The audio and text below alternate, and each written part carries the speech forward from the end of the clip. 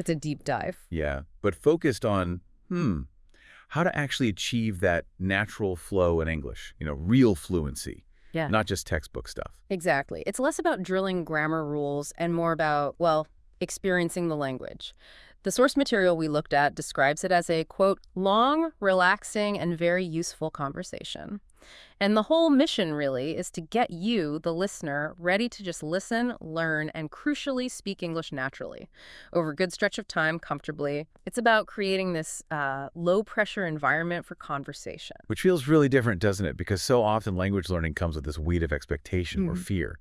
And what really jumped out at me from the sources is this core idea. You genuinely don't need to worry. Don't worry about mistakes. Don't worry about your accent. Don't even worry about how fast or slow you're speaking. Right, and that's huge. It really is. It tackles that self-consciousness head on, the kind that can just freeze you up, Absolutely. And there's a solid psychological reason behind that. When you take away that pressure, that fear of being judged or making a mistake, well, it frees up so much mental energy. Linguists talk about the affective filter, right? That emotional barrier. This approach basically lowers it dramatically so you can actually absorb and, importantly, produce the language more effectively. Okay. The source puts it simply. The only important thing is that you practice, listen, repeat, and enjoy the journey. Which sounds lovely, but it's also really practical. It taps into that desire we all have for progress, for those aha moments. Yeah. But without the usual overwhelm or performance anxiety, it's about building confidence from the inside out. So let's actually do what the source suggests for getting started. It invites you, the listener, to kind of settle in. So maybe take a deep breath with us now. Seriously, just inhale and exhale. And maybe grab a cup of tea or coffee or just some water. Whatever makes you feel comfortable. Find a good spot to sit. Or, hey, even lie down if you want. The point is making this your time. It seems simple, but setting the stage like this is actually really important. It helps create that feeling the source emphasizes. Your time, your space to practice English without any pressure. Right. And the source also promises the speaker will talk clearly and slowly so you can understand every word. That deliberate pacing combined with you feeling relaxed physically, it just primes your brain for taking things in. And be receptive. Exactly. You're open and ready to engage, not just passively hear sounds. It lays the groundwork. The core philosophy, cultivating confidence through conversational immersion. Okay, let's unpack this core philosophy a bit more, because it really is quite different. One of the ideas that honestly seemed a bit strange at first was this. Talking to yourself in English. The source says it's actually one of the best ways to learn a language, which, might sound a little quirky. It might. But when you dig into why, it makes perfect sense from a language acquisition perspective. Think about it. Talking to yourself, it completely removes the anxiety of external judgment. Because no one's listening. Exactly. There's no audience, no fear of making a fool of yourself. It's the ultimate safe space for practice. You're essentially rehearsing internally, building what you might call mental fluency. Mental fluency, I like that. Yeah, you're letting your brain form thoughts, string sentences together in English without that immediate pressure to perform for someone else. It's like building up an internal English muscle, strengthening those neural pathways for spontaneous speaking. So it's a practical strategy, even if it feels a bit odd initially. Totally practical. Yeah. Especially for solo learners. It bridges that gap between understanding lots of English and actually being able to speak it confidently. It's like practicing output without needing someone else there. Okay. And linked to that, there's a big emphasis on repetition in the source material. It often prompts you, repeat after me whenever you like, or just listen and absorb the words. Now, is this just like rote memorization, parrot fashion repeating? Not really, no. It's more nuanced than that. It's a combination of active repetition and passive absorption. And that mix is how we actually make vocabulary and sentence structures stick, make them feel natural. Right. Not just crammed in. Exactly. It's not about memorizing lists. It's closer to how we naturally acquire language. Think about principles like spaced repetition, seeing things again over time, or retrieval practice, actively pulling the information out yourself. When you hear a phrase, maybe repeat it out loud if you feel up to it, or even just really listen to it. You're strengthening those connections in your brain. It makes the language more automatic, more accessible when you actually need it in a real conversation. So it becomes part of your natural thought process. That's the goal. Moving from thinking about the rule to just saying the thing, Yeah. from intellectual knowledge to like intuitive use. And then there's the next step, which is really interesting. It moves from listening and reading internally to something more active. The source says, sometimes I will ask you questions that you can answer out loud, even if you're alone, which feels like a key transition. It absolutely is. And it addresses a really common hurdle. Lots of people can understand English pretty well. Yeah, passive understanding. Right. But producing it, speaking spontaneously, that's often the sticking point. By prompting you to answer out loud, even to yourself, it forces a shift. From passive to active. Exactly. You're simulating a conversation. Your brain has to retrieve the language, formulate a response, kind of under a gentle time pressure. It trains that immediate response capability, improves your processing speed in English. It's actively bridging that gap between understanding and speaking. It builds real confidence in using the language spontaneously. So you're not just recalling facts, you're using them in a simulated interaction. Precisely. It turns theory into a kind of practice, even without a partner. 2. Personal foundations. Introducing self, routine, and daily life. Okay, so let's get into the practical stuff. Where does this journey begin in the source material? It starts very logically with self-introductions. Foundational skill, right? Absolutely. Can't really connect without it. And the method is clear. I'll go first, and then you can follow. It provides a model. The example is an English teacher, a content creator, someone who likes helping people learn. And their hobbies are listed simply. Reading books, watching movies, music, long walks in nature. Very relatable stuff. And looking closely at that example is really useful for any learner.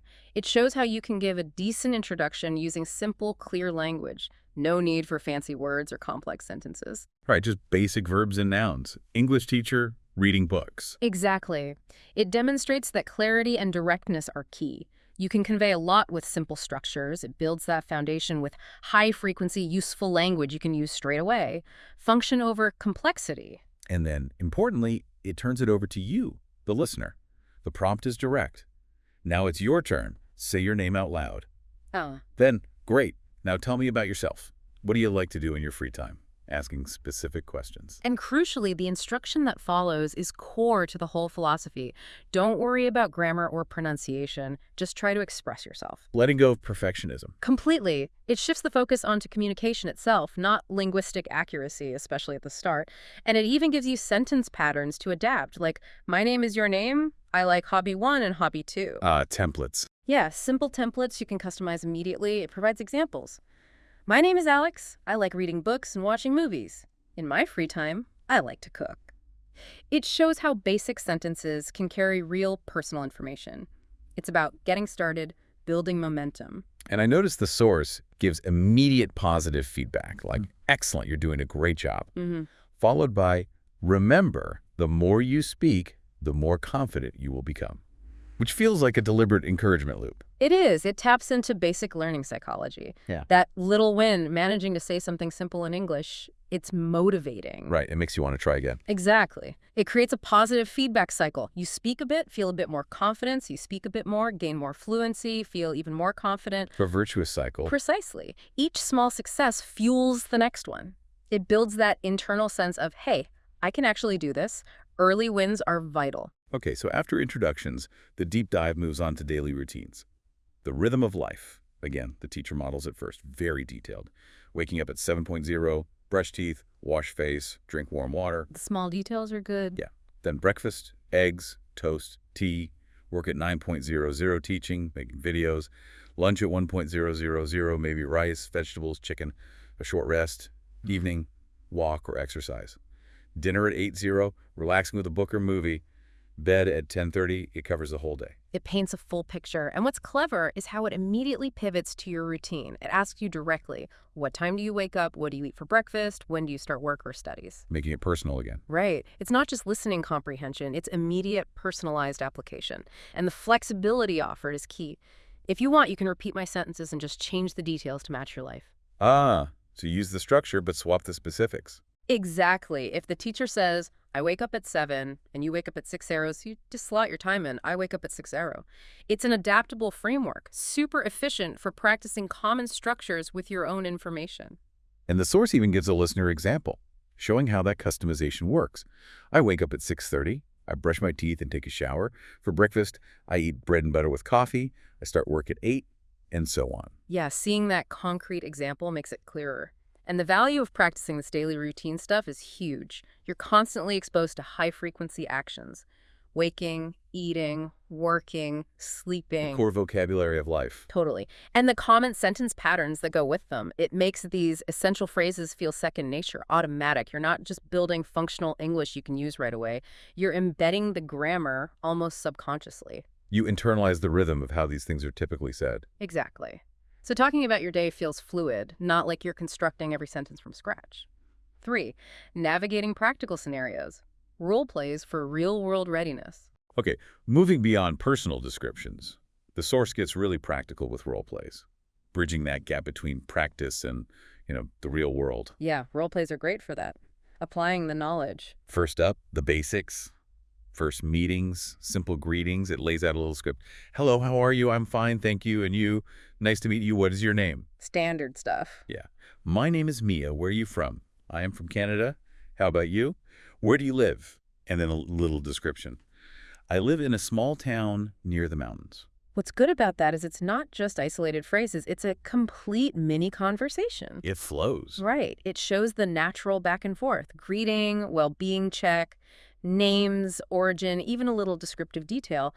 Having that framework helps you internalize the social script for introductions in English. It's immediately usable. Then a super common scenario. Yeah. Ordering food and drink.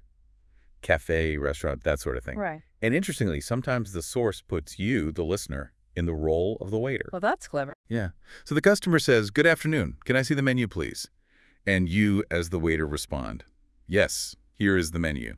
That forces active listening, doesn't it? You have to understand the request and respond appropriately. Exactly. It's not just about asking for what you want. And then it gives you the essential ordering phrases. I would like a cup of coffee and a piece of chocolate cake, please. Followed by the server's part. Sure. Would you like anything else? Polite refusal. No, thank you. That's all. And closing. Okay, your order will be ready in a few minutes. Standard interaction. And it throws in extra phrases, too, for variety. Can I have a glass of water, please? I want a bowl of soup. Could I have some French fries? Really practical stuff. High-frequency phrases you'll genuinely use. Plus, it reinforces polite forms like, I would like, or could I have. And the source explicitly says these little role-play conversations help you practice the kind of English you might use every day. Which is the whole point, isn't it? Practical application. You're not just learning words, you're learning how to do things in English, how to navigate common social situations. Yeah. It prepares you to step into those scenarios confidently. Next role-play takes us shopping. Asking about things, trying them on, paying. The example dialogue is in a clothing store. Excuse me, how much is this shirt? $20. Can I try it on? Yes, the fitting room is over there. Simple directions. It fits well. I'll take it. Decision made. Great. Would you like to pay by cash or card? I'll pay by card, thank you. Covers the whole interaction. Yeah, it's neat. And the source provides extra phrases for asking prices, which is useful, beyond just, how much is this? Yeah, you get variations like, what's the price of this bag? Or how much do these shoes cost? Gives you options. Right. And then it adds slightly more advanced, but very practical questions, like asking about sales or discounts. Is this on sale? Do you have any discounts? Even, can you give me a discount? Right. Which shows progression from basic questions to, well, maybe a little negotiation. Builds confidence for those real-world interactions. Yeah, definitely. And covers common responses about fitting rooms and payment. And the last big scenario here is asking for and giving directions. Classic situation when you're somewhere new. The setup is simple. You're lost. Excuse me, can you tell me where the bus station is?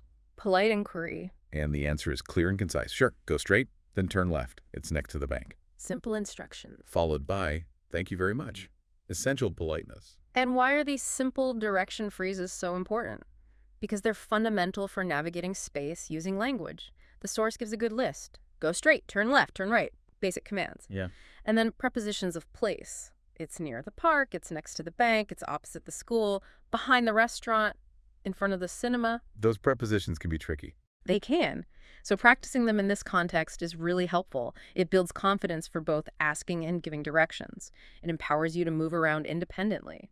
Helps you guide a taxi or help someone else who's lost. 4.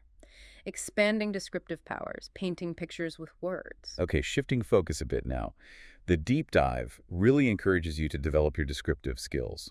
Painting pictures with words. It starts with a really immediate prompt. Look around you right now. What do you see? Ah, connecting language to the immediate environment. Very effective. Yeah, it forces you to observe and translate instantly. And the examples given are simple but concrete. I see a table, a chair, a laptop, and a cup of tea. There's also a window and some books on the shelf. Basic objects. Exactly. As the source says, it's a good way to build your vocabulary and practice speaking without needing to make long sentences. You're just naming things, describing basic spatial relationships. It strengthens that direct link between the English word and the physical thing. Describing your immediate reality. Right here, right now. You could easily extend that too, adding colors or textures. I see a wooden table. My chair feels soft. Then it moves on to action verbs. The doing words, the engines of sentences, really. Less common ones. Eat, drink, go, watch, read, listen, like cook, study, sleep. All high-frequency core verbs. And it shows them in context. I eat breakfast at 7:00, I drink tea every morning, I go to work at 9, and so on, covering daily actions. Practicing these verbs in full sentences is absolutely fundamental for fluency. These are the actions that make up our lives. And by learning them in context, you're also picking up the prepositions, time expressions, and nouns that naturally go with them. Like eat breakfast at 7:00, listen to music, go to work. Precisely. You're building the grammatical structures around the verbs. It makes sentence formation feel more natural, more intuitive. It's knowing how to use the word, not just knowing the word itself. That's the key difference, yeah. Moving towards automatic usage. Now here's a topic that's brilliant for everyday interaction. Talking about the weather. Ah, the universal icebreaker. Exactly. The source highlights this. One of the easiest and most common topics. People love to talk about the weather, especially when they don't know what else to talk about. It's polite and friendly. It absolutely is, a social lubricant. And the source provides a good range of descriptive weather vocabulary to handle most situations. It's a sunny day today, sky is clear and blue, or it's very hot outside, I need a cold drink. Covers rain too. It's raining a lot. Don't forget your umbrella. Clouds. It's cloudy and cool. Might rain soon. Cold and snow. It's very cold today, wearing my warm jacket. It's snowing, streets are covered. Gives you lots to work with. You can describe pretty much any day with that list. Yeah. And you can speculate too. I hope it stays nice, or complain, this rain is never going to stop. And it even includes a sample weather conversation, showing it in action. Hello, how are you today? Good. It's a beautiful day, isn't it? Using a tag question there. Nice touch. Yes, it is. The sun is shining and the sky is clear. Agreement and elaboration. I hope it stays like this all day. Sharing a wish. Me too. I love sunny weather. Expressing personal preference. Short, simple, effective. And even those brief exchanges build conversational muscle. It's not just describing, it's agreeing, sharing feelings, building rapport. That kind of small talk is crucial. And having words like hot, cold, cloudy, sunny, windy, stormy, foggy, snowy lets you engage with nuance. You can go beyond just saying it's nice or it's bad. Exactly. You can say how it makes you feel or what you'll do because of it. It's so sunny, I think I'll go for a walk later. Connects it to your life. The descriptive practice then expands to people and objects, adding more detail. For objects, the examples are specific. This bag is very heavy. That chair is made of wood. My phone is black and slim. Relatable descriptions. This room is small but clean. My shoes are old and dirty. That table is big and round, using common adjectives. And then it smoothly transitions to describing people, which is obviously very useful. Well, she's tall and thin, he has short hair, he's wearing a red shirt. Basic physical attributes and clothing. Also includes state or appearance. She is smiling. He looks tired. She is very friendly. And the really smart part is inviting you to describe yourself. Right. I have long hair. I am wearing jeans and a t-shirt. I have brown eyes. That makes it immediately personal and relevant. You're grounding the adjectives in your own reality. Makes them stick. You're describing yourself right now. Yeah. Your clothes, your features, you could easily add more detail. I'm wearing dark blue jeans and a comfortable t-shirt. Adding nuance. V. Engaging with personal interests and social connection. Okay, this next section really emphasizes language for connection and what connects people more than food. True. Universal language. The source explores favorite foods using the teacher's examples. Right. Pizza, with specifics like extra cheese, tomatoes, olives. Pasta, fried rice, grilled chicken, salads, and dessert. Chocolate cake, ice cream. Provides a good range of food vocabulary right there. Dishes, ingredients. And then, crucially, it turns it back to you, the listener. How do you talk about your food preferences? Yeah, it gives examples designed for personalization. I like pizza. I love eating noodles. My favorite food is biryani. I enjoy chocolate cake. Covers drinks too. I like drinking cold coffee. And habits. I eat fresh fruits every morning.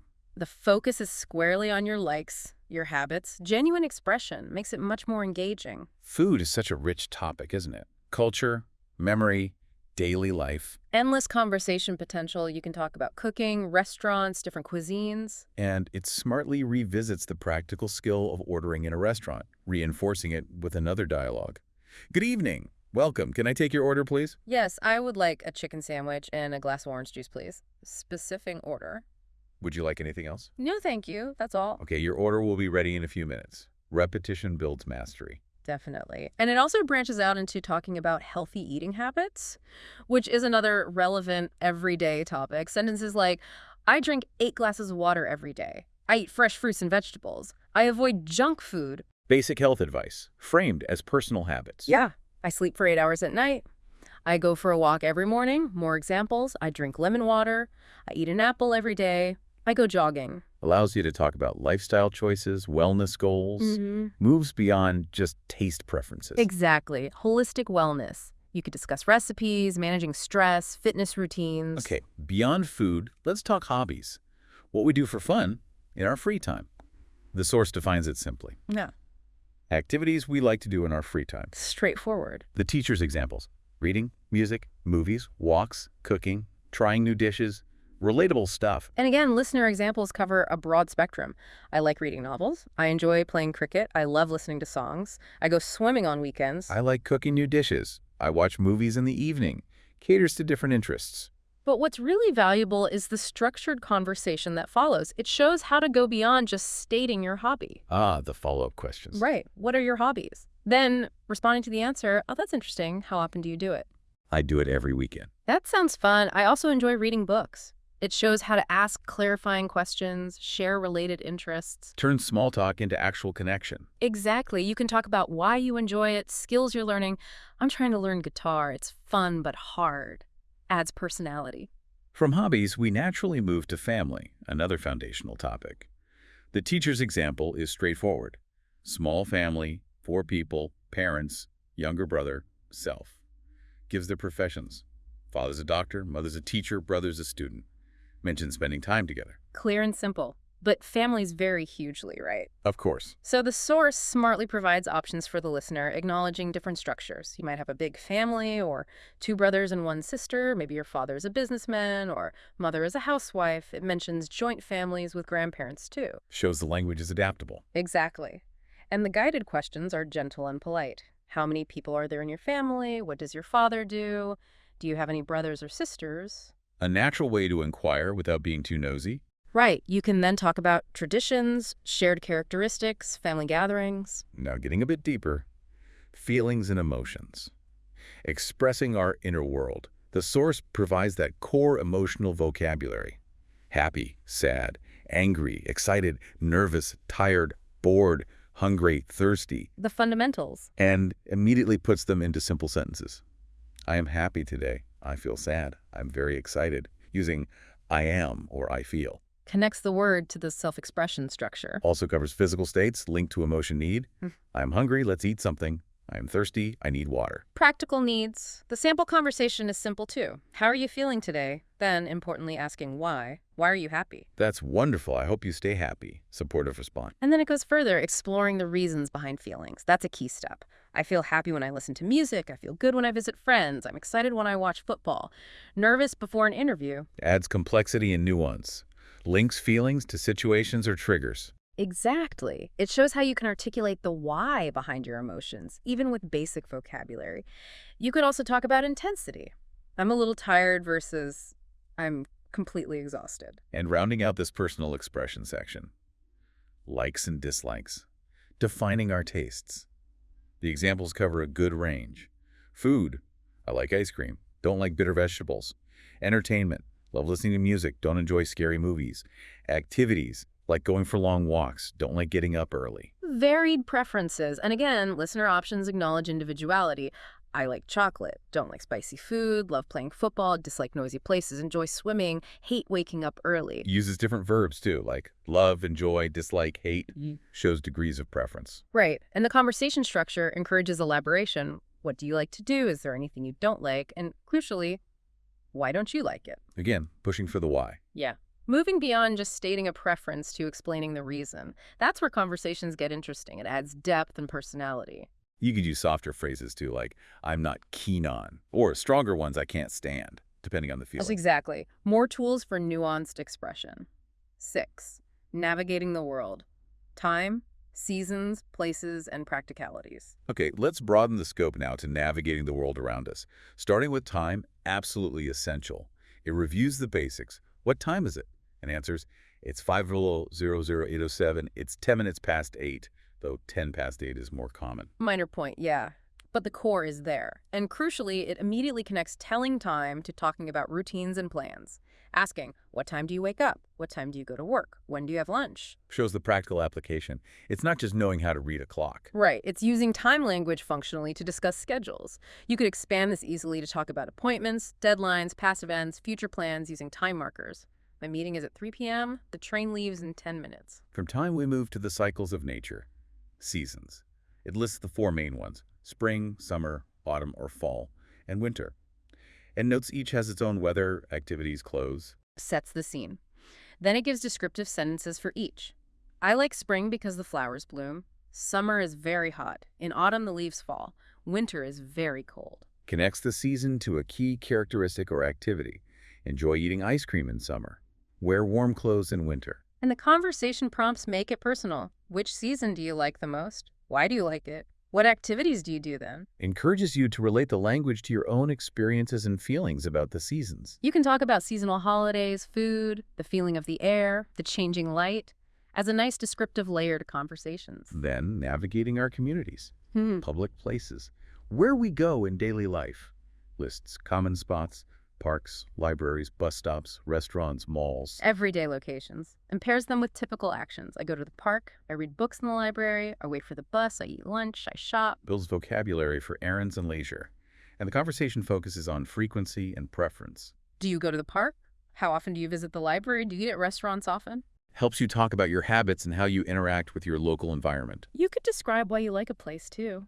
The library is so quiet and peaceful. Or compare places. I prefer the local market to the big mall.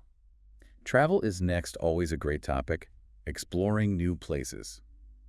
The teacher shares preferences: beaches, sand, waves, and mountains, forests, fresh air, views, feeling relaxed. Sets a personal tone.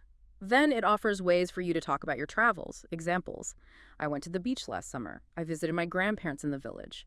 I went to another city for a wedding, using the past tense. Covers different types of trips and transport. Travel by train, stayed in a hotel. And the conversation asks about preferences. Where do you like to travel? Past experiences, when did you last travel? And future hopes. I hope you get to travel again soon. But then it goes further into planning travel. This is really useful. Definitely. Key phrases for planning. I am planning a trip. I will travel by. I will stay in. I will go sightseeing. I want to visit. I want to try new food. Covers intentions and desires. And the accompanying dialogue walks you through a planning conversation. Where are you planning to go? How will you travel? When will you leave? Where will you stay? It covers the whole process, destination to logistics. A complete toolkit for talking about future trips. Okay, shifting to people again. Jobs and professions. Understanding roles, common conversation topic. List jobs with simple descriptions. Doctor, treats sick. Teacher, teaches students. Driver, drives vehicles. Farmer, grows crops. Businessman, runs business. Chef cooks food, engineer builds things, police officer keeps cities safe. Basic roles. And then it moves to personal connection, aspirations, and job satisfaction. Right. Expressing future goals. I want to be a doctor, teacher, pilot. And talking about current work. What do you do? Do you like your job? What do you like most about it? Connects the vocabulary to personal experience, feelings about work, daily tasks, challenges, enjoyment. Much richer than just stating a job title. Shopping comes up again, but expanded. Acknowledging different habits. The teacher's example includes weekend shopping, buying specific things, groceries, clothes, books, visiting supermarkets, but also shopping online, and enjoying comparing prices. Reflects modern habits. And listener options are varied. I love shopping. I go shopping on Sundays. I buy fruits from the market. I shop for clothes during sales. Enjoy shopping for gifts. And the conversation explores preferences.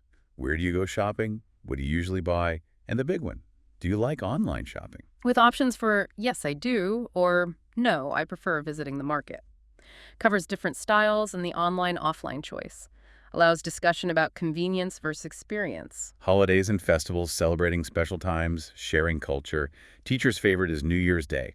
Family, friends, dinner, countdown, resolutions. Personal example. Then it broadens out to mention diverse festivals. Christmas, Eid, Diwali, New Year, Halloween. Acknowledges variety. And crucially, links them to activities. Mm-hmm. Decorating gifts, new clothes, visiting relatives, special food, lighting lamps, fireworks, staying up late, resolutions, costumes, specific vocabulary for celebrations. Really useful. And the conversation guides you. Which festival do you enjoy the most? How do you celebrate it? With friends or family? Prompts personal sharing about traditions and joy. Basic time organization. Days of the week, month of the year, lists them.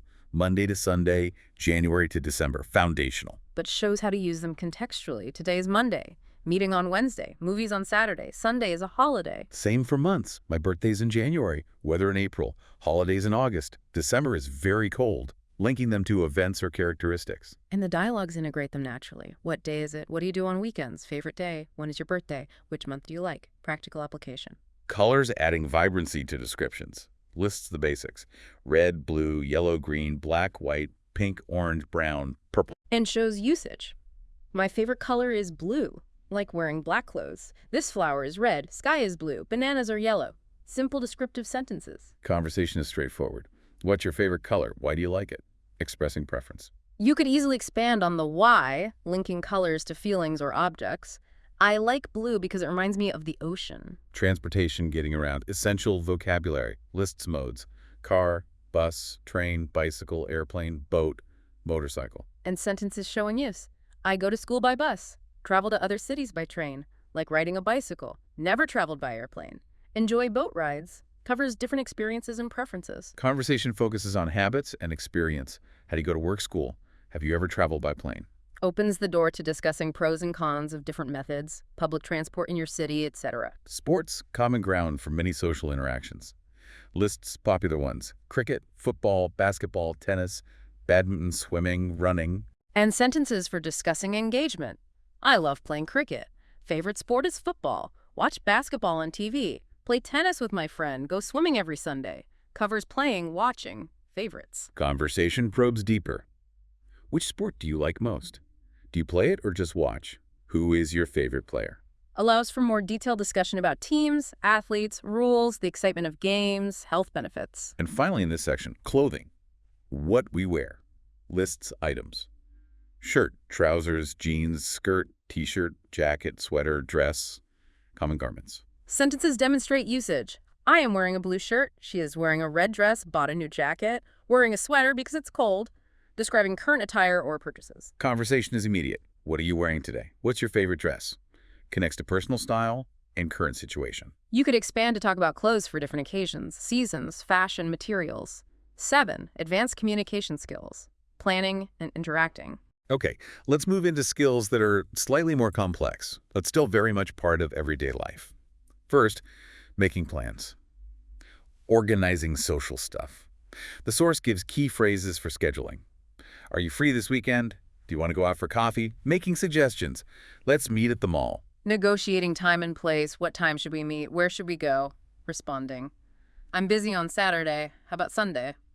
Essential toolkit. And the simulated dialogue shows the whole process. Yeah, it's really practical. Hey, do you want to go to the park tomorrow? Invitation. Answer. Then what time should we meet? Logistics. Answer. Then let's meet at 5 p.m. Proposal. Great. See you then. Confirmation. It covers the full cycle. You could practice polite ways to decline, too, or suggest alternatives. Makes the skill more robust. Next, making phone calls. Still essential, despite texting. The source provides common phone phrases, covering the whole call flow. Starting. Hello, may I speak to John? Identifying yourself. Hi, this is Mia. Opening pleasantries. How are you? Stating purpose. I'm calling to talk about our meeting. Managing availability.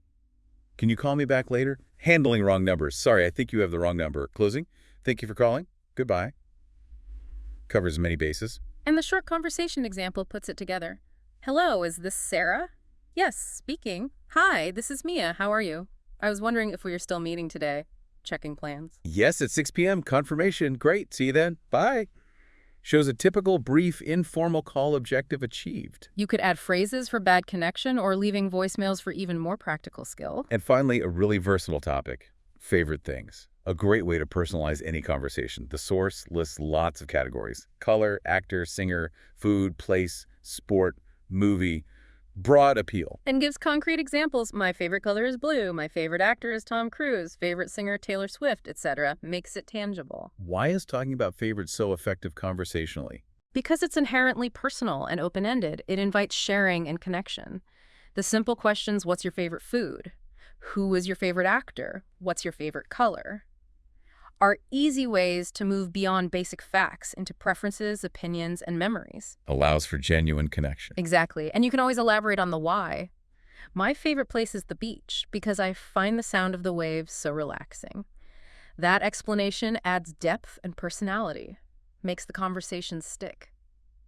Outro. Wow. Okay, that was quite a journey through conversational English, wasn't it? We've really covered a huge amount of ground today in this deep dive. From those first steps of saying hello and talking about your day, through navigating everyday situations like ordering coffee or asking for directions, all the way to sharing feelings, hobbies, planning trips, talking about work, even just your favorite color. This source material really maps out a methodical path to building conversational confidence across so many common topics. It really does. And if you look at the big picture, this whole approach, it kind of demystifies language learning, I think. It breaks down this complex skill into these manageable, enjoyable, and crucially repeatable exercises. Yeah, the repeatability seems key. Totally. It demonstrates that consistent practice, especially in that low-pressure, relaxed way, really is the path to natural fluency. And remember that core message from the source. Practice makes perfect. Keep repeating these sentences and you will get better every day. It's not just memorizing. Not at all. It's about internalizing, developing that comfort, that confidence so you can use the language spontaneously, making it part of your natural way of thinking and speaking. So as you continue on your own journey with English fluency, here's maybe a final thought to take away from our deep dive today. Something to chew on. Think about how many small moments in your everyday life could actually become mini practice sessions. Your own personal, no-pressure English moments. Yeah. What common activity, maybe thinking about your shopping list, describing the weather to yourself, even just narrating what you're doing as you cook dinner? What dishes we actually like to cook? Oh, yeah, that's a good one. Do we have a garden? Whether Americans can easily understand other English accents, that's interesting. What book we've enjoyed recently. And even how kids learn to spell in school, so it really is an extension of this chat. And here's, like, the really key point. This bonus conversation, it's not going up on YouTube publicly. Not anywhere else. Nope. It's exclusive, only for people who download the worksheet. So to get it, you just click the link in the description, below this video or wherever you're listening. Pop in your name and email. And boom, the PDF worksheet lands right in your inbox. And inside that PDF, there's a link. That's what unlocks the bonus conversation, just for you. It's just a way to kind of keep exploring these interesting questions, right? And get even more insight into daily life and learning. Exactly. Keep the conversation going. Totally. And like a little bonus on top of the bonus. Oh, yeah. Once you sign up for this free PDF, you're set. You don't need to sign up ever again for my free PDF worksheets. Well, that's handy. Yeah. I'll just automatically send you the worksheet for every new deep dive, every new lesson I put out, straight to your email every week. Sign up once, get them week after week. Yep. It's just a simple way to keep getting those extra resources. It's really my gift to you for being part of this community. So it's designed to help you keep learning, keep engaging, beyond just this main discussion. Absolutely. So get ready. We have a lot to unpack from your questions. Okay. Let's start with one that might seem a bit mundane on the surface anyway, but it actually reveals quite a bit about daily logistics planning. Okay, let's unpack this. So our first question, it comes from Sergey. He's one of our Fearless Fluency Club students. Ah, great. Hi, Sergey. Sergey asks, how often do you go to the grocery store and how do you get there? Public transportation or just a car? Thanks in advance, Sergey. Thanks, Sergey. That's actually a great place to start. It kind of anchors us in the practical, the reality of everyday life. How often do we find ourselves pushing that cart down the aisle? I would say looking at our typical week, Mm-hmm. probably maybe twice. Twice a week, yeah. That sounds about right. Though it's not always like rigidly scheduled. No, no. We usually have one big shop, right? Right, the big one. That's like the strategic mission. Exactly. The big shop, usually once a week. Yeah. It's where we go in with a list, kind of knowing roughly what meals we're planning, Trying to plan. Yeah. trying to plan. Mhm. And we buy, the bulk of the groceries. Staples, meat, frozen stuff, maybe produce that lasts a bit longer, that Mhm. kind of thing. And then there's the inevitable, the little shop. The little shop. Yeah. That's the emergency run. You always forget something crucial on the big trip. Always.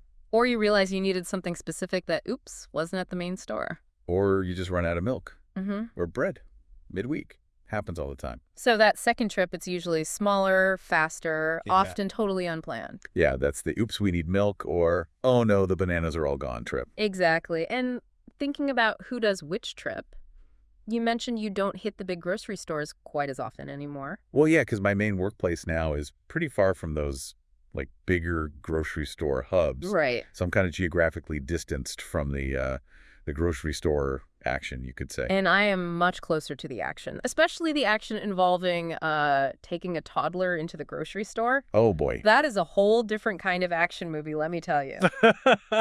The toddler in the cart saga. Yeah. Navigating those narrow aisles with a small person who wants to grab literally everything. It's an experience. It definitely adds a layer of complexity to that little shop, no question. So, okay, that's frequency, basic strategy. What about getting there? Sergey asked about public transport versus a car. Right. Now, technically, we live relatively close to a grocery store. I No. mean, distance-wise, we could probably walk there. We could walk there, but walking back with like several bags of groceries. Oh, forget it. That would be torture. Maybe one bag, okay. But a week's worth? Nope. Thank you. And that really shows a common thing in a lot of the U.S., right? Like, cities might be getting more walkable, but the infrastructure, it's often just not set up for carrying a bunch of groceries on foot for, any real distance. And biking. That's another option in theory. In theory, it's probably close enough to bike, maybe, 30 minutes each way? Something like that. Yeah. I've thought about it. It's kind of on my someday bucket list. But again, the infrastructure thing is a huge hurdle. Huge. You'd be sharing the road with cars going pretty fast sometimes, and dedicated bike lanes. They're not always there, or they just end randomly. So that 5-minute drive suddenly becomes, an hour-plus round trip by bike before you even step inside the store. Exactly. And that's not even counting trying to haul groceries back on a bike. You need special bags, maybe a trailer. Adds cost, complexity. And then there's the kids factor.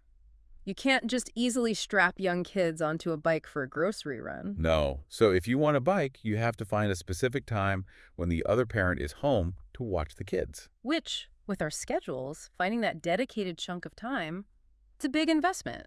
An hour just for transit plus shopping. So, despite maybe wanting to be more active or more eco-friendly, this sheer convenience, the logistical necessity, Yeah. especially with young kids and buying in bulk. Driving just wins out, almost always. Yeah. It's a 5-minute car ride versus like an hour-plus bike mission or a completely impossible walk. It really shows how those small daily tasks get dictated by convenience, time, the way things are built around us. Yeah. Location, lifestyle, they often override other preferences just for pure efficiency. Totally. Oh. Now, speaking of where we shop, we mostly go to a store called Trader Joe's. Ah, yes. Trader Joe's. I know I talk about it a lot, but it's really a place that has, I don't know. They have absolutely mastered the art of the grocery store experience.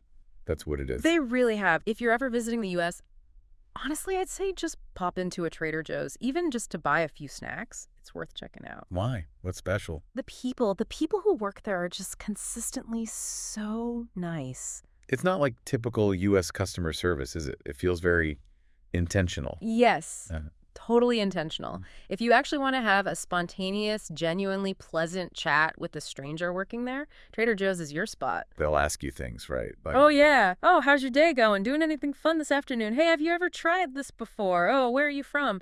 They actually engage with you. and like you said, that's not by accident. It's baked into their marketing, their whole strategy. And you know what? It works. Clearly. It totally works. I always leave feeling just a little bit better. They've got these, good vibes. Everyone wears Hawaiian shirts. It's part of the whole charm. It's fascinating as a business model, isn't it? They're not just selling you bananas and pasta. They're selling a feeling, a little micro-community interaction. Yeah. And that's so different from just the purely transactional feel you get in a lot of other stores.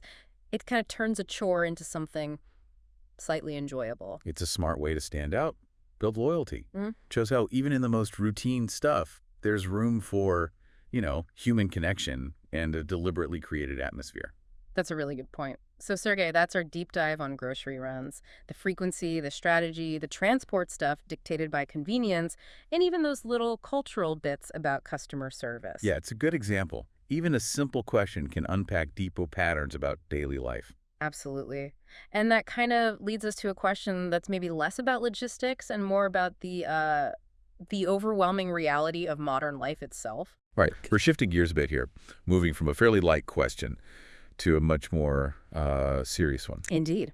This next one, it came in different forms from several listeners, actually. Carmen, Masako, Don Grimm, and Tracy. Right. They all ask variations on that theme of how do you possibly do it all? Yeah. And they listed things they see, kids, running the business, managing the house, food, maybe the chickens got mentioned somewhere. Just this really long list of, well, busyness. It is a lot. Tracy specifically said, Vanessa, you are so busy. I believe your daily life is quite hectic. You must care for 3 children, film lessons, prepare lesson plans, among other things. I am just curious if you have time for yourself. Wow. Yeah. Dongram asked, do you often do overtime? You run your business. I think it must be inevitable. Mm-hmm. Masako wanted to know, you have numerous roles and responsibilities. What's your highest priority? Oh, gosh. And Carmen asked, how many times a week can you carve out spare time for yourself? Thanks a lot, dear teacher. Ah. So the core here, it's really about managing all that complexity, right? Juggling all these demanding roles and just trying to keep your sanity. Yeah. How do you do so many things without just completely collapsing? It's a question so many people wrestle with. It really is. And the simple answer, maybe a bit blunt, but We don't do it all. that's it. That's the absolute key principle, isn't it? You cannot, and honestly, you probably shouldn't try to do everything. No way. You have to make choices, often really hard choices. Yeah. You have to pick and choose a lot of things. It demands this kind of radical prioritization. Yeah. For me personally, that's meant consciously cutting out hobbies I used to enjoy. Things that were fun, but, didn't directly contribute to the family or my core responsibilities right now in this phase of life. Like video games. Exactly. Used to love them. But I've got pretty much a 0 video game policy now. Wow. Not because they're bad, but they're a huge time sink, and they just don't line up with our current priorities. It means being, like you said before, a lot more selfless right now. Especially with 3 young kids. Which, yes, makes life undeniably hectic. Hectic is the word. It truly is. And a massive part of managing that hecticness, like you pointed out, is having a strong partnership. Absolutely crucial. Having that good relationship, good communication. Mm-hmm. It lets you share the load. Now, in the past, my role was different. I wasn't working a, traditional job outside the home. Right, you handle a huge amount of the child care, the household stuff. And I was working for your business, too, essentially. Yeah, which took a massive load off me at that time. You were arguably busier with the business side back then. Yeah, the burden kind of shifts, doesn't it? And then we went through this very conscious transition phase. We did. We restructured our lives, our finances, our work setups. So that I could take a job outside the home, and you could actually reduce your direct workload by, importantly, hiring more people to support the business. Which highlights another key principle. Building a support system. Learning to delegate.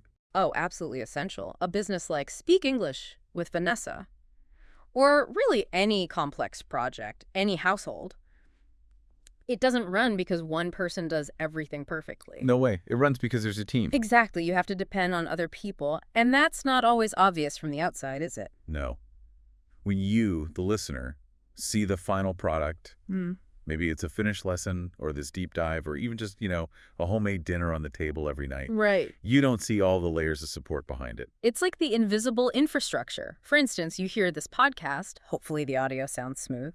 Hopefully. But you don't see our editor, David, skillfully taking out, the lawnmower noise that started up earlier. Oh, If yeah. I had to do that myself, trying to edit audio precisely with 3 kids running around, the quality would suffer, or it just wouldn't get done. It wouldn't be possible. And it's smart to recognize you're not the best at everything. I'm certainly not. Me neither. Knowing where other people have skills, like Kevin editing videos, Elsa handling emails, Amber helping with lessons, that's crucial. Delegation isn't just about pushing tasks off. No, it's about leveraging skills, using the right person for the right job. Exactly. And this whole behind-the-scenes idea, it applies to home life, too. Like you said, the appearance of homemade dinners every night. Yeah.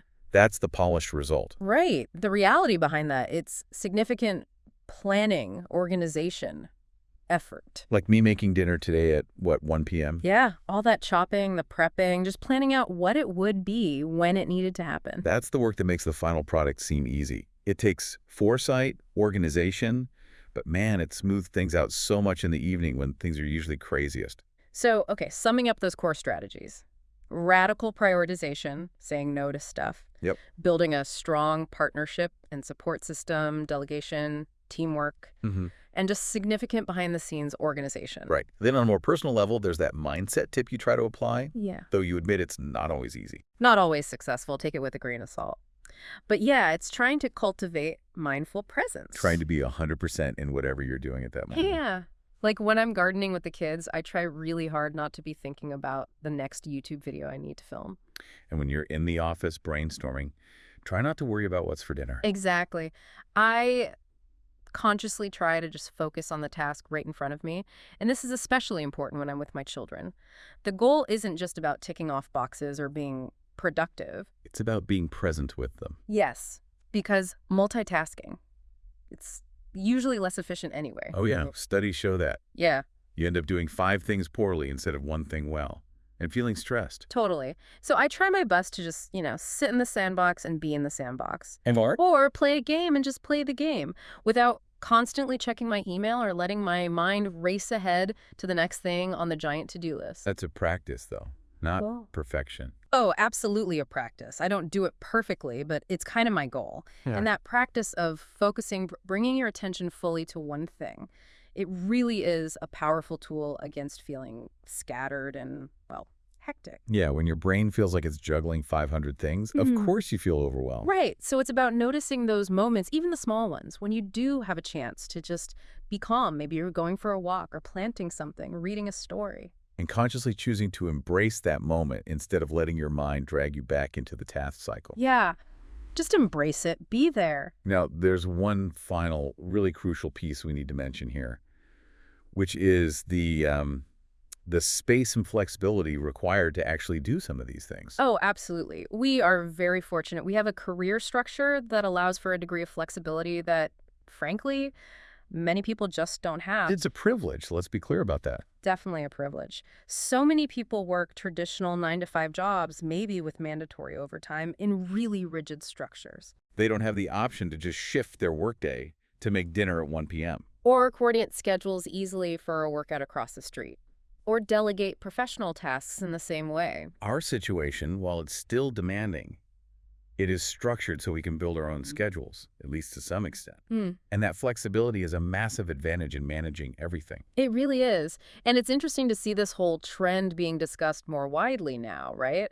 The desire for more flexible work, working from home, moving away from that old school presenteeism. Yeah, I'm really curious to see how that evolves. There seems to be a definite push, especially from the younger generation coming into the workforce. They seem less willing to just accept that traditional corporate grind, Yeah. They prioritize flexibility, work-life balance more.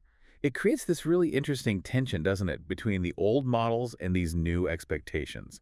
There's going to be a lot of give and take as society figures out how to make it work. For sure, it's definitely a complex issue. And as this question from Carmen, Masako, Dongrim, and Tracy shows, it's something on a lot of people's minds. It's a can of worms, like you said, but a really important one to dive into. Yeah, definitely worth spending some time on. And that need for balance, which came up explicitly in one of those questions, leads us really nicely into the next topic. That's right. This one's from Eleonora. She asked, do you do yoga? But then she added the crucial part, in order to balance yourself.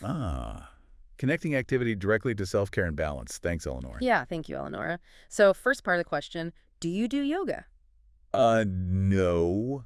Not currently. Not in any, consistent way. I've tried it. We did it together, remember? For quite a while back in South Korea. We did. That was probably the longest stretch, maybe a year. Something like that. And honestly, it's just not really for me. I like the idea of yoga. I like the vibes, but I have zero flexibility, like none. Mhm. So I found it more frustrating than balancing. See, I'm the opposite. I actually like doing yoga.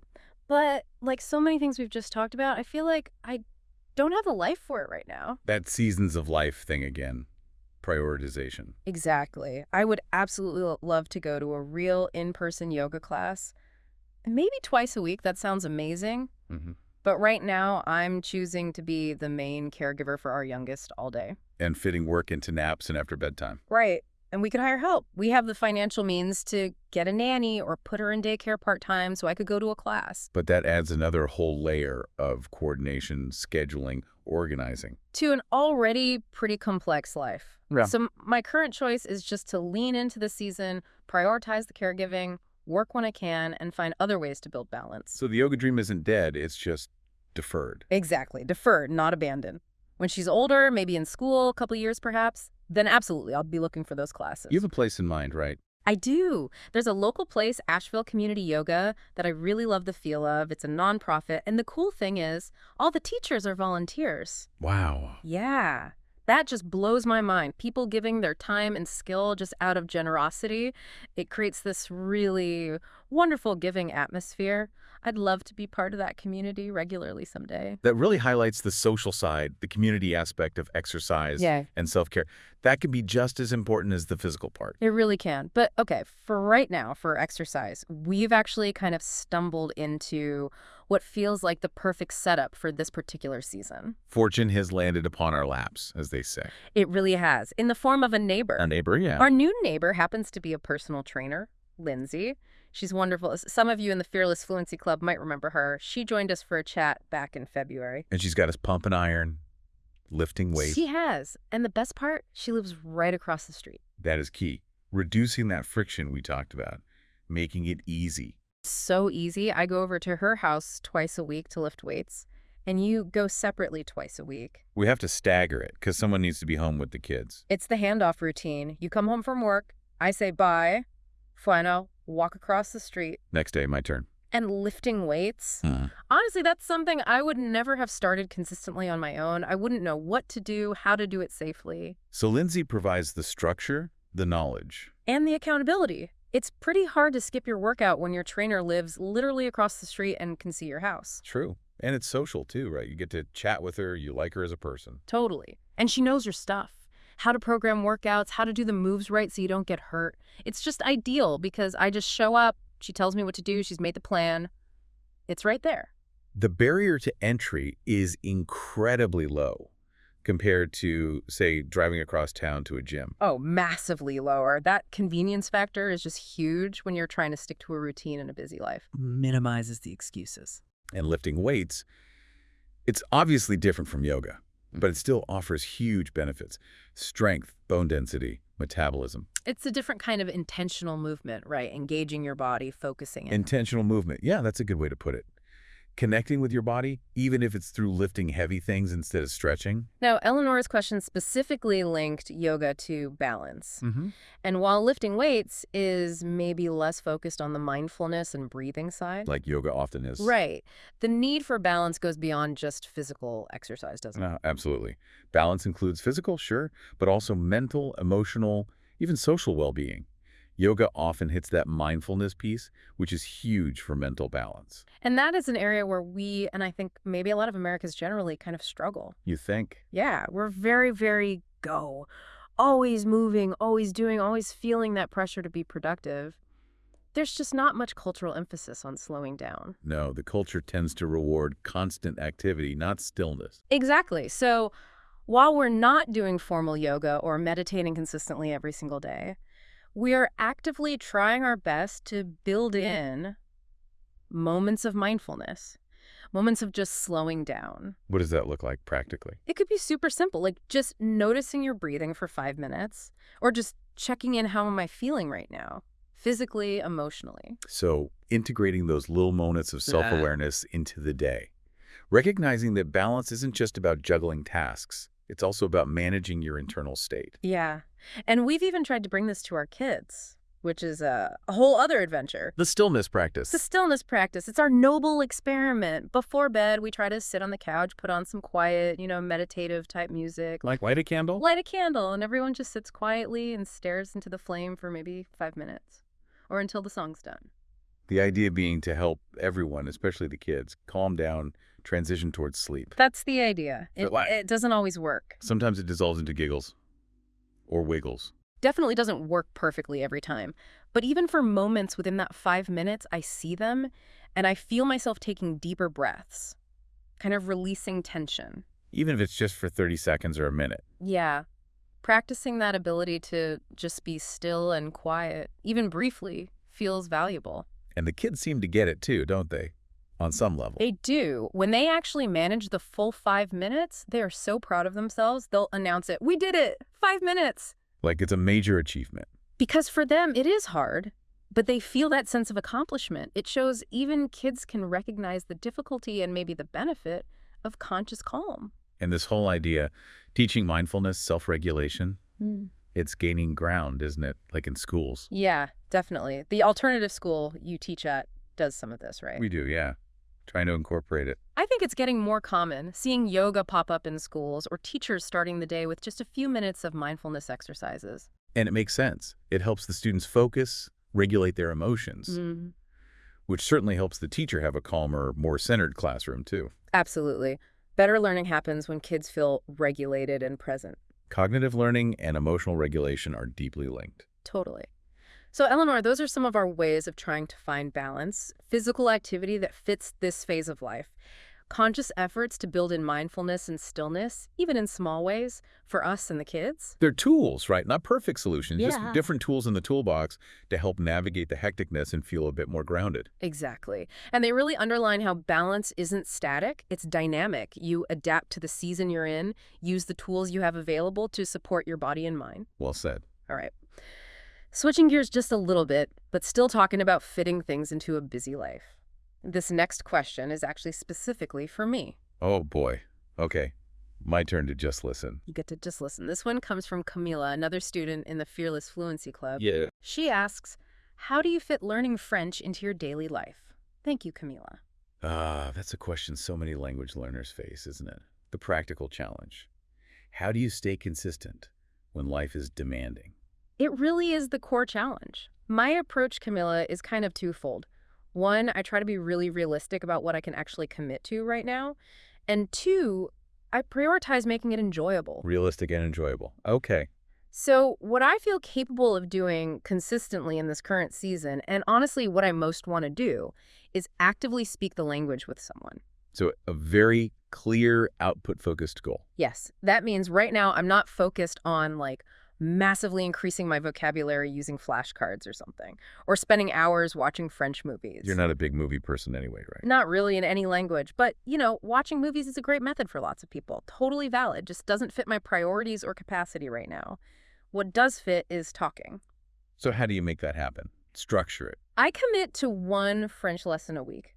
Just one. It's about 30 minutes long. I pay a French teacher. She's a lovely woman from France, and we just talk on video chat. What do you talk about? Just life. She guides the conversation, mostly.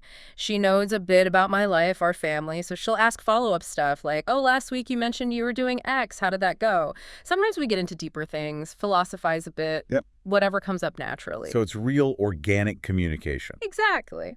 And she's amazing, a wonderful conversationalist, asks great questions. And the crucial part, Camila, is just like working out with Lindsay across the street. You just have to show up. I just have to show up. I don't have to plan the lesson. I don't have to prepare anything specific.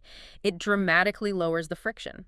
Yeah, that makes sense. The rest of my life feels like it's filled with planning, organizing, being responsible for other people. For those 30 minutes, my only job is to show up and speak French. And you're still learning in the process. Oh, definitely. I learn because she'll gently correct mistakes or suggest a better way to say something, maybe type new words in the chat. But the main goal isn't drilling grammar, it's the practice of speaking.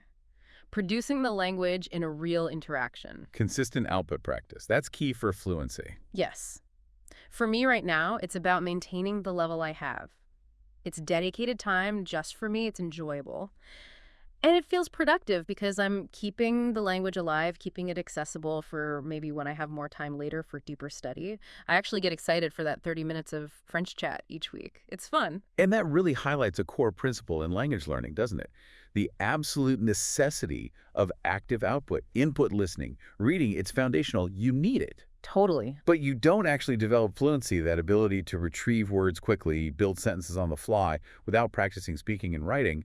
It's the difference between recognizing a word passively. And actually being able to use it yourself in a real conversation. Exactly. And this, honestly, this is the number one thing I tell my own students. If you are serious about improving your English, you must find time to speak it regularly with another person. Make it non-negotiable. Yes, if you feel like you genuinely cannot find 30 minutes a week, just half an hour, to speak with someone, you need to seriously reevaluate your priorities, because it is absolutely possible. 30 minutes. Yeah. Once a week. Why is it so vital? Okay, first, accountability. You've got a time booked with someone else.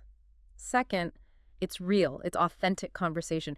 You have to understand in real time, react, formulate your own thoughts, respond. You're not just passively taking stuff in. No, you're not just reading a book or watching this video. You are active. You're participating in this dynamic exchange. That real-life communication builds confidence and fluency faster than almost anything else. It forces you to use the language under a bit of pressure, which is where the real growth happens. It does. And look, it can feel incredibly scary, especially at first. I get it. You might feel nervous, unsure what to say, worried about mistakes. All of that is totally normal. Everyone feels that way starting out. Everyone. But you can do it. And it's essential if your goal is genuine fluency, real confidence. You want to communicate in English. Speaking is the practice of communication. You got to do it. And finding a supportive place to do that practice can make all the difference. Oh, absolutely. Which ties back nicely to the Fearless Fluency Club students, like Camilla, who asked this. One of the best features of the course, I think, is the student-led speaking groups. Right. Students meeting up specifically to talk. Yes. They get together on Zoom multiple times a week just to practice speaking with each other. It's like a built-in community just for output practice. Exactly. And because everyone in the group is also learning, they understand. They get that nervous feeling, that frustration of not finding the right word, the hesitation. They support each other. It is so amazing to see. That shared experience, the mutual support, Yeah. it lowers that psychological barrier, doesn't it? It really, really does. So if you're listening and thinking, okay, I need to speak, but who do I talk to? Consider joining the Fearless Fluency Club and jumping into one of those student-led speaking groups. Take the plunge. Yeah! It will feel scary the first few times. That's okay. That's expected. But after a few weeks, then a few months of doing it consistently in that supportive space, you'll be amazed at how much more confident you feel, more comfortable, even excited about speaking English. Plus, you make friends from all over the world. How cool is that? We've definitely seen students form real connections, haven't we? Even meeting up in person sometimes. Oh, it makes my heart so happy when I hear about students meeting up in different countries. That's the power of language, connecting people. So, Camila and anyone else wrestling with this, remember the principles. Be realistic. Find something enjoyable, like real conversation. Prioritize it. Lower the friction. Even just 30 minutes a week makes a huge difference. That's a great takeaway. Consistent effort, finding your way to practice, makes all the difference. Okay, let's move on. Our next question dives into another one of those everyday habits that turns out to be surprisingly revealing about culture. All right, this one's from Walter. He asked, do Americans brush their teeth in the morning? And then he wanted more detail. In general, do American people brush their teeth after or before breakfast, or twice? Warmest regards. Thanks, Walter. This is a fantastic question. Seems so simple, but wow, it highlights how even basic personal care routines can vary so much across cultures, even between individuals in the same culture. Definitely. First, the disclaimer, right? We can only talk about our habits, general observations, not for all Americans. Exactly. I think this is actually pretty varied. I don't think there's one single rigid standard here at all. It's funny how something so personal touches on those cultural norms about public versus private space, daily rituals. It really is. My most striking experience with this difference was when we lived in South Korea. Remember that? It was incredibly common there for people to brush their teeth after every meal. Oh, yeah, including lunch, Yeah. at work, at school. You'd walk into the office bathroom after lunch, and there'd be like a group of adults all standing at the sinks brushing their teeth together. Which felt weird to us at first, didn't it? Totally weird. Coming from a US background where brushing teeth felt like this very private, do it in your own bathroom kind of thing, seeing colleagues doing it publicly in a shared bathroom felt surprising, almost like unprofessional, which is completely irrational, but it just shows those ingrained expectations about what's public versus private hygiene. But then you quickly understood the practical side in Korea. Oh, I got it fast, Yeah. especially after eating kimchi. The little red pepper flakes. Always. Yeah. Stuck right in your teeth. So, brushing after lunch makes total sense from a comfort perspective, a social perspective. It's a practical response to the food and the cultural norms around appearance. Fascinating how diet shapes habits. So, okay, back to the U.S. context. Yeah. For us, and probably many Americans, the standard routine we learned as kids was usually Brush your teeth in the morning and brush them in the evening before bed. That was the basic instruction. and Walter's specific question. Morning timing. Before or after breakfast? Okay, thinking back to childhood, I think the general vibe was brush your teeth in the morning, and that usually meant right after you woke up, which is often before breakfast. Even though logically it makes more sense to brush after eating, right? To clean away the food. Totally. It makes more sense after, but the habit for many seems tied more to the wake up and get ready routine rather than the post-eating cleanup routine. Interesting.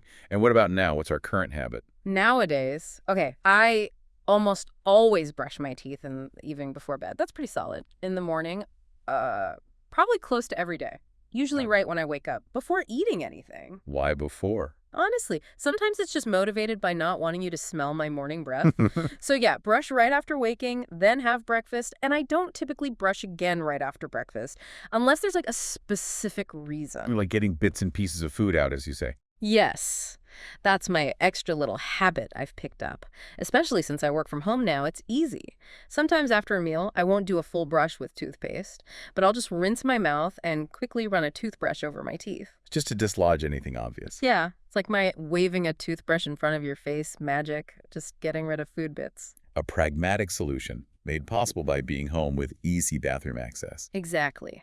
If I were working in a formal office, I probably wouldn't be doing that midday toothbrush wave. So see, even my own habits change based on my environment and routine. So based on general observation, what's commonly taught, the standard American practice, if there is one, is probably brushing after waking up, often before breakfast, and then again before going to bed. Yeah, that feels like the most common frequency and timing, morning and night. But again, not universal. Some people only brush once. Some always brush after breakfast. Some use mouthwash like crazy. It's quite personal. It really speaks to how, even with recommended best practices for dental hygiene, what people actually do often comes down to childhood habits, personal preference, lifestyle, culture. All those factors mixed together. Definitely. So, hey, if you're an American listening to this, let us know in the comments. We're genuinely curious. Do you brush in the morning, before or after breakfast, twice? Are you like a dental hygiene superhero? Tell us. All right, Walter, hope that little peek into our habits and some general thoughts helped answer your question. It really does show, doesn't it? What seems like a totally universal daily act can have all these surprising cultural variations. Indeed. Okay, now for our final question in this main deep dive. Yeah. Before we remind everyone about that bonus conversation, this one takes us into the realm of personal taste, emotion. Yes. This is from Usra Rare Moon on YouTube. And the question is, what is a song you can listen to and never be bored? Thank you, Usra Rare Moon. This is a fun one to end on. Never be bored. Wow, that's a high bar. A song that always engages you no matter how many times you've heard it. Okay, I have a couple. One is maybe a bit cliche, but I think for good reason. Can you guess? A song you never get bored of. You? No idea. Hit me. Bohemian Rhapsody by Queen. Ah, okay. Yes.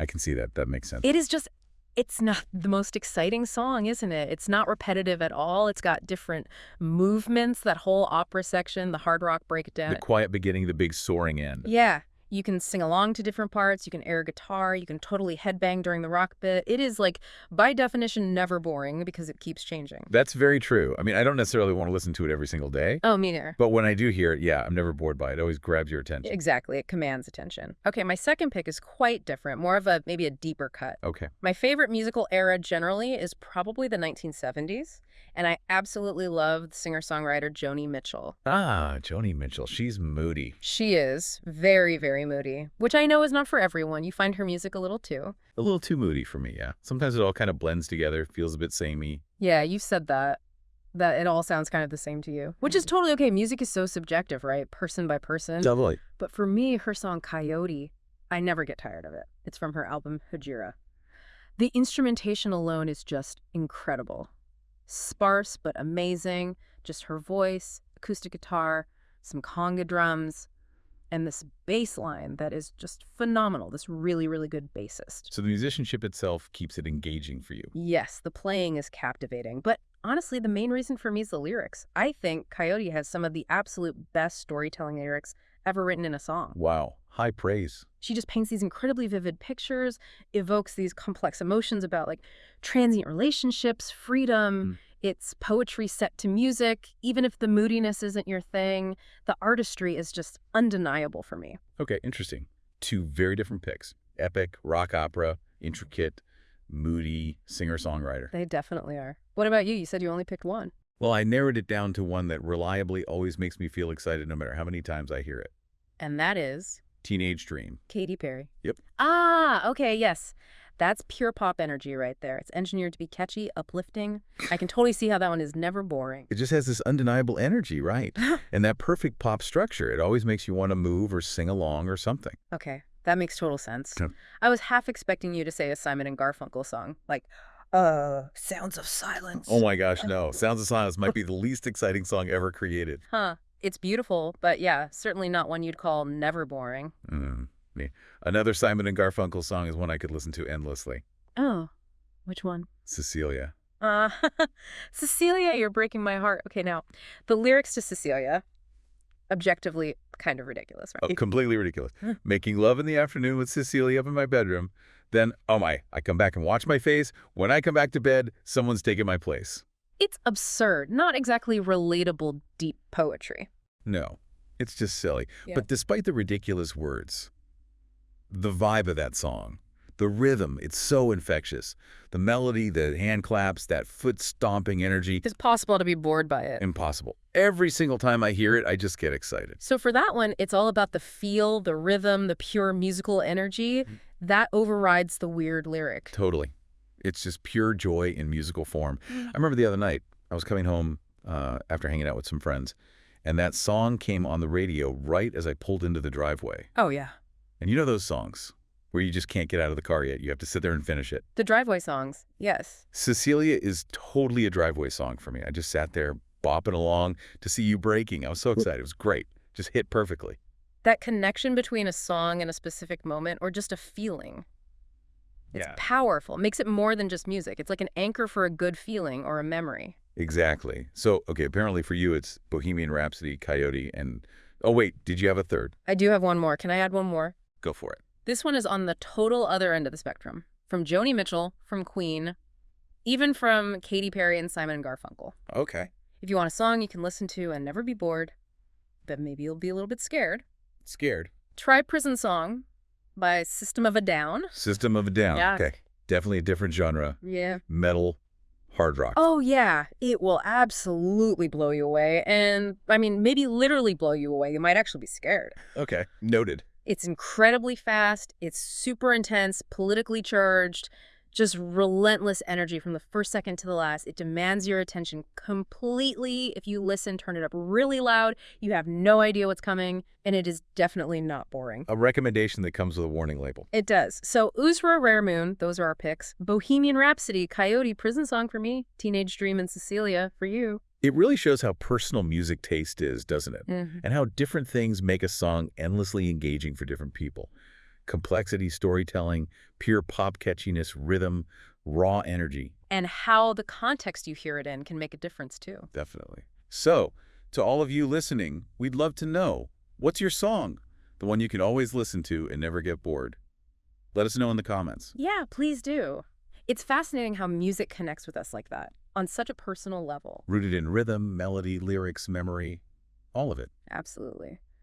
Well, that wraps up the questions for this main deep dive. Thank you so much for joining me for this conversation, kind of exploring all these different topics that came from listener questions. You're very welcome. It's been really interesting to unpack the details behind these everyday habits and life strategies. And to everyone who sent in a question, Sergey, Carmen, Mixako, Dongrim, Tracy, Eleonora, Camila, Walter, and Isra Raremoon, thank you.